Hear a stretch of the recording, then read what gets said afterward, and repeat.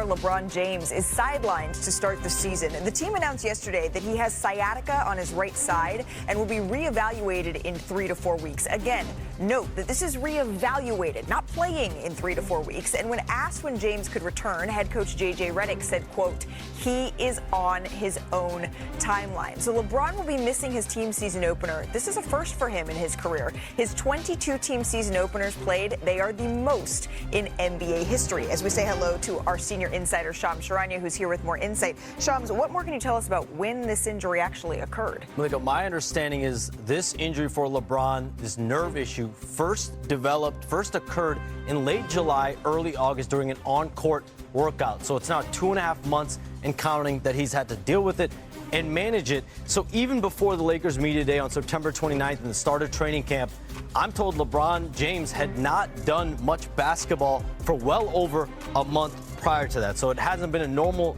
routine summer for him. He's a creature of habit. We know that, the way he maintains his body. So for him to be out to start the season and miss his first ever opening night, it shows an admission by him and the Lakers that he needs more time to ramp up, get into basketball shape, get into the right basketball conditioning that he is accustomed to. He's not there yet. And that's concerning, right? When you hear that it's been 2.5 months that he's been dealing with this and still 3 to 4 weeks before even being reevaluated here. I want to bring in our injury expert here, Stefania Bell, into the conversation in the show. Stefania, can we just back up for 1 second? What is sciatica and how long could James be out here? Sciatica really simply is irritation, inflammation, or compression of the sciatic nerve. It's all in the name. And the trick is trying to figure out what is the origin source of it, because there are many, many things that can cause sciatica. It can be caused by a problem up in the lumbar spine or low back, like a disc problem or inflammation that's irritating the nerve. It can be caused where the nerve passes through the hip muscles by compression or irritation there. And the sciatic nerve has this distribution where it passes through the glutes, down the hamstring, behind the knee, into the leg, and branches into the foot and toes. And you can really have pain, burning, numbness, tingling, whatever your particular symptoms are, anywhere along the pathway of that nerve. So wide range of presentations, wide range of resolutions in terms of time. For treatment, you can treat it conservatively with physical therapy. You're really trying to get the irritation and inflammation to settle down. More aggressively, sometimes an oral course of steroids or an epidural steroid injection if it is in fact associated with the spine. So again, quite the spectrum of possibilities depending on what the actual source is. And when you talk about time frames, it could be a couple weeks. Sometimes it's a few months, and sometimes it recurs. Oh, and that is not good news right there. We don't know what exactly of LeBron James's, the symptoms that LeBron is experiencing, of all the symptoms that you just mentioned here. But I'm curious, Stefania, does age at all play a factor in this? No one wants to hear that middle age is part of the problem. But in fact, LeBron's age does fit the pattern we typically see with this. You know, and in that 25 to 55, 60 range is where you most commonly experience something like sciatica. And, you know, he's right in that age pattern where that is going to be something that could crop up for him. And we know he's had some issues in the past, other orthopedic issues with the core, the glute.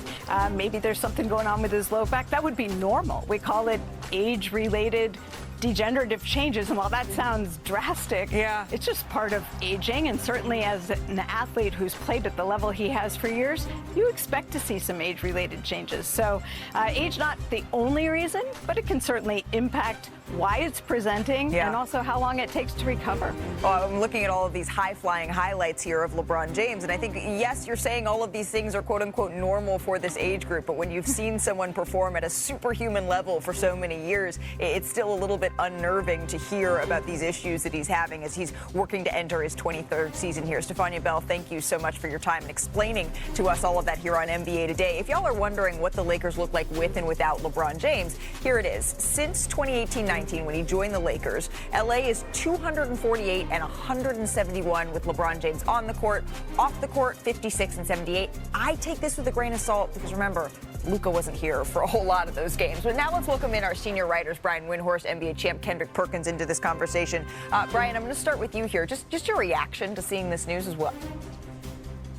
Let me deal with the elephant in the room, because I know I got a lot of text messages about this when the Lakers announced it, and I'm no Stephania Bell, but a 40-year-old who plays golf. People were asking me, was this a golf-related injury? Because LeBron played golf all summer, and sciatica is something that happens to golfers. Let me just point something out. For a golfer, a right-handed golfer, sciatica typically happens on your left side because that's where the torque is. That's where the turn is, although LeBron doesn't lead the league in making great turns, but he's getting better, So this is an injury that is related to basketball. But I want to point something out. LeBron has had an injury at the beginning of the summer. At the end of the Lakers season, he hurt his knee, he sprained his knee, and he was out for about 6 weeks recovering from that injury. So his entire summer of maintenance and ramp up was off, and that is a factor, not only as he deals with the sciatica, but he ramps up coming back, and that's why the Lakers want to take this carefully. The second thing is, LeBron in his career has had disc issues in his back, and I'm not saying that's what leads to the sciatica. As Stephania said, there's a number of reasons that could lead to this, but several times in LeBron's career, he has had to have epidural shots, which Stephania detailed, to deal with lower back inflammation, and he has always recovered very well from them. So while this is certainly a blow to the Lakers' early season, I think there's a lot of reasons to go slow with LeBron, and the thing to remember, they don't need LeBron to be at his best in November and December. They need him after the new year into the spring. Hey y'all, Perk here. Look, Hi, I'm Perk. not the doctor, and I'm damn sure not a golfer, okay? But I was a former athlete, and we talk about Father Time all the time, and Father Time is here. We've heard LeBron talk about, hey, when the time is near, they're going to sit down with his family. He's even going to talk to the word love, right, and see if it's still there. But his body is saying, listen to me. This is what 3 straight years in a row that LeBron James has dealt with injuries that have kept him sidelined, maybe 4. His body is telling them, hey, I've been good to you. It's time for you to be good to me. It's time to shut it down. Not right now, but at the end of this season, I feel like this should be LeBron's last season, and he should really retire after this season. It's nothing more for him to accomplish. He accomplished everything. He's probably the all-time leader in every single thing. He's in the GOAT conversation. He's 41 years of age, and his body right now is telling him, hey, brother, be good to me. I need it. Well, I need it. This is the Father Time coming. We're not used to not seeing LeBron be available for opening night. It's never happened in the 22 previous seasons, as we mentioned here. But Wendy, I know he doesn't need to be at his best in November, but I think back to the conversation we had with Anthony Slater on this show yesterday about the Golden State Warriors and how this reminds him of their 2022 season, where they were perfect in preseason, and then they built this padding early on in the year in a tough Western Conference that allowed for bumps and bruises down the road. And that's what the Lakers now may not be afforded, is that sort of padding in a Western Conference that is incredibly tight, that is incredibly difficult without LeBron James here to start the season. So